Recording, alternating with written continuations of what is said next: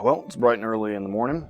Got my cup of coffee. I'm sitting down reading comments. I didn't do any videos yesterday because I was absolutely exhausted. But I'll get some work done today. But there's a couple comments in here that I think are important to address. And this is why I said comment as much as you want, because there's a lot that can happen in a discussion. Which I feel like discourse is something that just doesn't simply exist anymore. It's either there's answer A and there's answer B, and they're both fucking wrong. I mean, look at modern day politics. You're wrong no matter what you think. 50% of the population is going to hate you depending on your opinion. But this comment here and this comment here are the ones I want to look at, because they are important to look at from both a gameplay perspective and why it is I enjoy horror games so much. So let's just start with the first one. This game is a bit more predictable than Amnesia. A couple of times you expected the obvious and the double D, but it didn't do it. This one is more classic scripted. Do something and something else happens. It doesn't mean it's not good. It's creepy as fuck, to be honest. I think it's worse. It's more intense than Amnesia because mental health deficiencies scare me more than fiction. Obviously, this should probably go without saying, but what you find scary is subjective. Much like comedy, what you find funny is subjective. Notice that I did not say comedy is subjective, because comedy is not subjective. What you find funny is subjective. There's a huge difference between the two. You can find a fart funny, but that's not comedy. That's a biological function of the human body. I mean, you can find the misery of others funny, but that just means you're a sociopath. It's not comedy. So it applies the same thing to horror. Fear is not subjective to me. It's not something that's quantifiable necessarily. But what you find scary, that is subjective. Personally, I find Amnesia to be far more effective, but I'll get into that in a bit. But again, this is something that's impossible to agree or disagree on, because it's just a matter of who you are as a person, what scares you more. But going back to the first bit about this being more kind of classic horror and it being more scripted, that's one of the major issues with it, because in the next video, you had commented something along the lines of that the game's not fucking around, I'm dying a lot more than I do in other games. The reason for that isn't even because I'm bad at it. The game is actually not that challenging. The problem is those scripted sequences. There's quite a few of them. And this is why I don't think that this game is nearly as effective, because a scripted sequence removes all of my choice and all of my options from me. There is one way to do it, and if you do not do it correctly, the game will kill you and it'll restart you at your last checkpoint. When you know that the autosaves have your back, and there's only one correct way to do things, it's simply trial by fire until you get it correct. The game is at its absolute best when it's throwing me in an environment where I have to openly explore it and try to avoid whatever the main threat is. That's when it's at its best, because I'm in complete control currently of that situation until I make a mistake and I get caught, and then it completely changes the entire dynamic of the game. That's far more effective and far more terrifying than just, you have to do it this way or we're gonna fucking kill you. Which also, things being more scripted hurts its replay value as well. But, I mean, I've certainly made some dumb mistakes and just got myself killed because I wasn't paying attention, but most of the deaths that I've had are just flat out cheap. But really, this is the big one I'm the most interested in. I don't know how or why you play this shit. Well, first of all, you asked me to. That's the first reason. But I've been into horror for almost as long as I can remember. And I remember a very specific point in my life when I got into horror. And it was when I went to a movie theater with my parents in '93, it would have been, and saw this.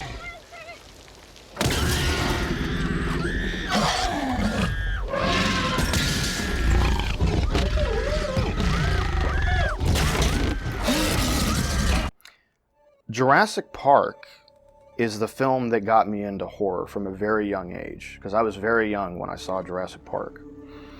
And the funny thing is that Jurassic Park is not a horror film. It really isn't.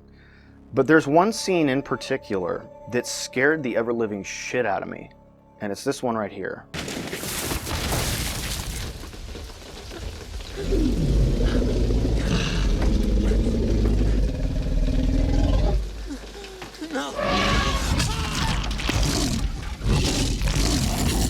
I don't know what it is about the T-Rex eating Gennaro, but that moment in the movie theater terrified me beyond belief. And even when the movie came out on VHS and my parents rented it, I remember at that point of the movie, and I knew it was coming, I ran back to my room and would peek out the door to wait until it was over, and then I'd go back in and watch it. That moment really got to me as a kid. But I almost got like addicted to that adrenaline rush that I received from being so scared, from feeling fear like that. Because in the modern day Western world, we don't really have much to be afraid of. These are the best times you could be living in, and it doesn't matter, people will still find something to complain about. But things are really, really, really easy for people now. And so we're having to invent problems, essentially. But I had never felt like that before, and the thing that was fascinating is that I knew that I wasn't in any real danger. I knew I was going to be okay. It was just a movie and my parents were there. But that got me really addicted to that feeling and that adrenaline rush that I got. And then there was another movie that I really wanted to see. And I cannot, now that I think about it, I cannot believe my parents let me watch this.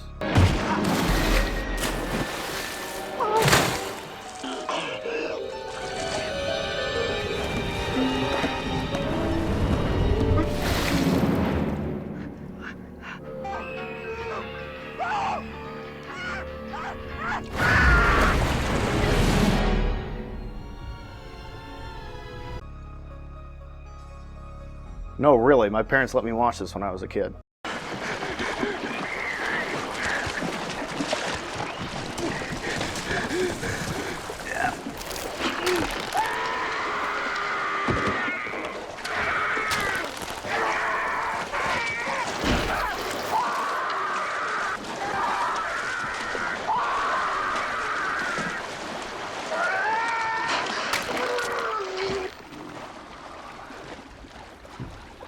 Jaws fucking scarred me.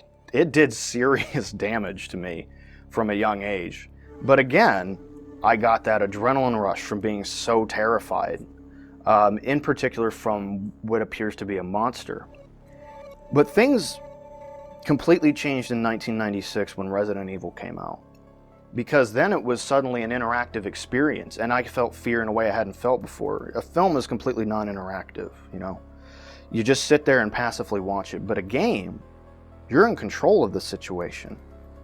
And it's up to you to push through your fears and continue.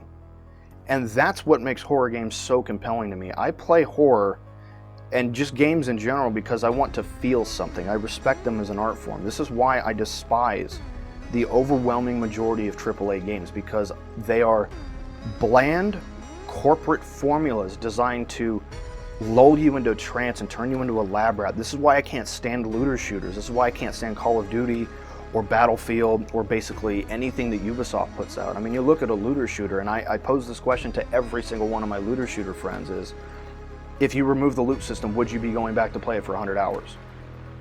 Would you? The answer is no, you wouldn't.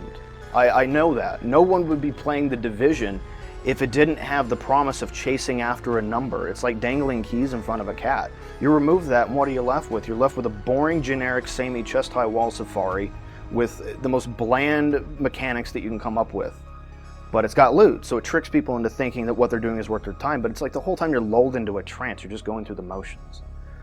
I ran into this problem with Gears 5 recently, because I did that thing where you can spend $2 to get it on PC for 2 months. I was like, fuck it, I might as well try it. And I played the campaign. The campaign's better than any previous Gears campaign, with the exception of the first one, but that's not saying much. That new escape mode that they push really hard in marketing, it's boring as all hell. And I only played like 6 matches of multiplayer. I'm not exaggerating. One of the ones I actually put up on my channel, but I only played like 6 of them because it's just more Gears. Same shit. But the thing I played the most was Horde. And I got to the point where I actually kind of collected a decent team of players, and we wound up beating Horde on the hardest difficulty, and instantly right there the spell was broken for me. I had spent quite a few hours beefing up my characters and getting to the point to where I could beat the hardest difficulty with those guys. And once we beat it, what was the point? What am I going to do? Continue to work on my characters to be slightly more effective at something I already know I can do? What's the point? So right there the spell was broken. I just uninstalled the game and canceled the subscription service. What's the point? Horror games give you, they make you feel. They scare you. They give you this adrenaline rush. It makes you paranoid. It sucks you into the game. It makes you feel like you're inside that environment. I respect them as an art form more than anything else. And that's why Hellblade, I just find to be a brilliant game. There's genuine creativity behind that. You're setting a game in Norse mythology with a main character who's suffering from multiple personality disorder and psychosis, and she's trying to not only fight all of the horrors of being in that environment, but she's having to battle her own demons at the same time. I mean, even the puzzles in that game where all you have to do is you just have to find a glyph and match it with something in the environment. I found that incredibly compelling because, you know, it would be like an X, for example, and she would just find 2 tree branches that were laying on top of each other that looked like an X. It's like she's seeing what she wants to see. It's not actually there. There's no X in the environment. It's just she's crafting these things in her own mind. That is far more creative and far more entertaining and enthralling to me than a Call of Duty game that is just designed to lull you into this fucking trance. And this is just something that's indicative of the modern era. I mean, this is why I can't stand the overwhelming majority of movies that come out of Hollywood now. There's no creativity behind them. Where is it? I mean, modern horror is just not scary. Here's a scene from a modern horror film that's considered to be super scary.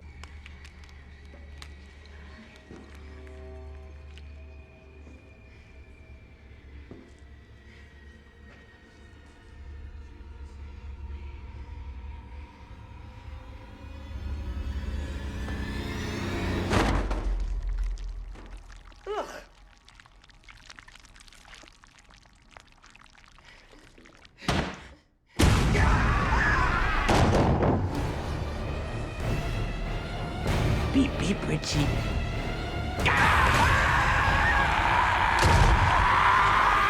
Now, here's a scene from The Shining.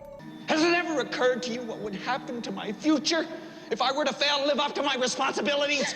Has it ever occurred to you? Has it? Stay away from me. Why? I just want to go back to my room. Why? I'm very confused. I just need a chance to think things over. You've had your whole fucking life to think things over. What good's a few minutes more gonna do you now? Stay away from me. Please. Don't hurt me. I'm not gonna hurt you. Stay away from me. Wendy, Stay away. darling, light of my life. I'm not gonna hurt you. You didn't let me finish my sentence. I said, I'm not gonna hurt you. I'm just gonna bash your brains in. I'm gonna bash them right the fuck in. Stay away from me. Don't hurt me. I'm not gonna hurt you. Stay away from me. Stay away. Please.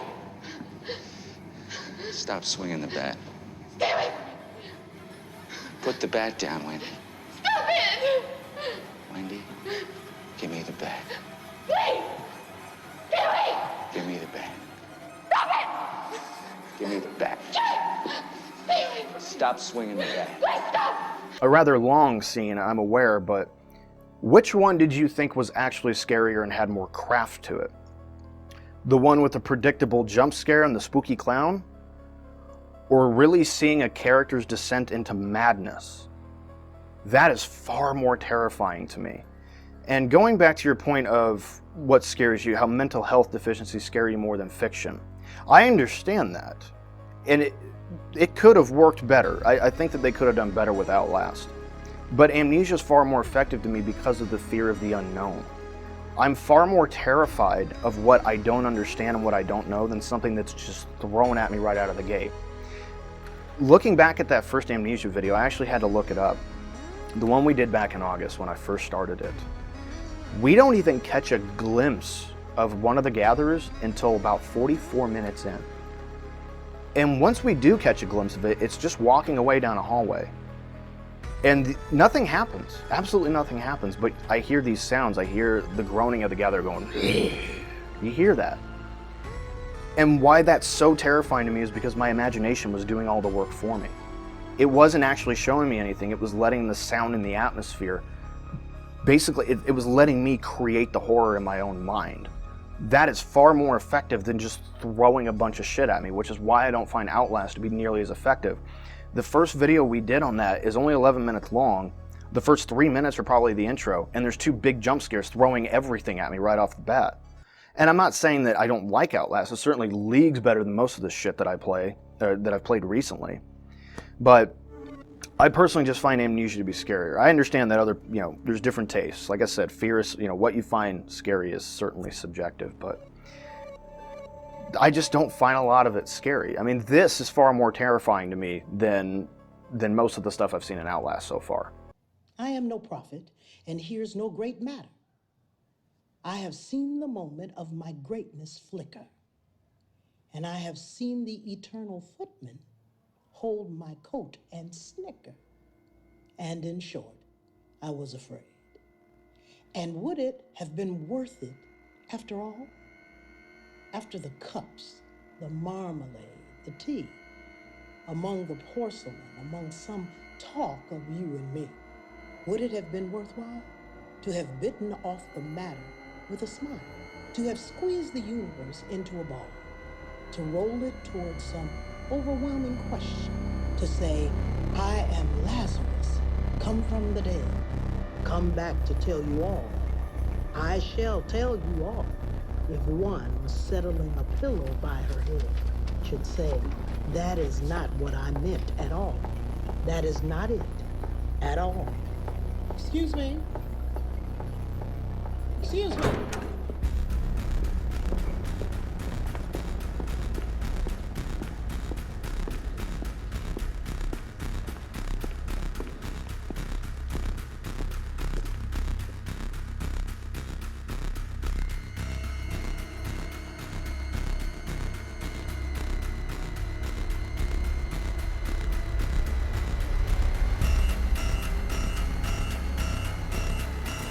Hello?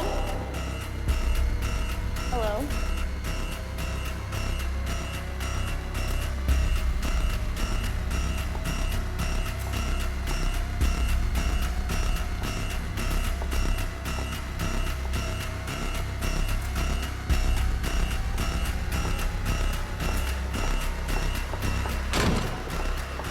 Again, like I said, it's the fear of the unknown. It's what I don't know. I know what's going to happen in Outlast. It's just going to be a series of it's basically like a haunted ride. It's like a haunted mansion ride, where it's just a series of scary things happening.